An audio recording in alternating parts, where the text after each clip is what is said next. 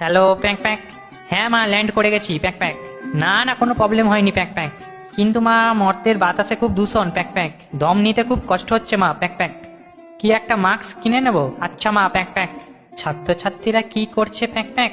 আরে কি বলবো মা প্যাক প্যাক, মর্তে আসার সময় একজনের জানলার কাছ থেকে উড়ে আসছিলাম প্যাক প্যাক, দেখলাম বই নিয়ে পড়ার টেবিলে বসে আছে প্যাক প্যাক, আর বইয়ের মধ্যে থেকে একটা উজ্জ্বল রশ্মি তার মুখে পড়ছে প্যাক প্যাক।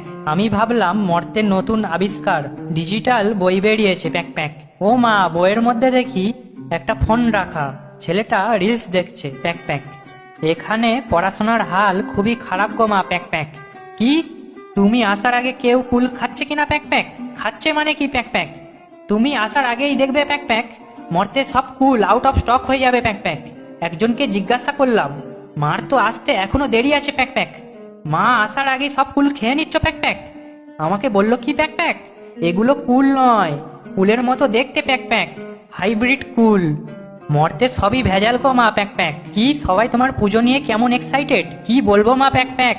তোমার পুজোর থেকে বেশি প্যাক প্যাক কে কোন শাড়ি পরবে প্যাক প্যাক, কে কেমন পাঞ্জাবি পরবে প্যাক প্যাক, কে কার শাড়ির কুঁচি ধরবে প্যাক প্যাক, কার ঘড়িতে কার শাড়ির আঁচল আটকাবে প্যাক প্যাক, কে কার হাত ধরে ঘুরবে প্যাক প্যাক, এই নিয়েই বেশি এক্সাইটেড প্যাক প্যাক। তোমার পুজোটাকে ভ্যালেন্টাইন্স ডে বানিয়ে দিয়েছে প্যাক প্যাক।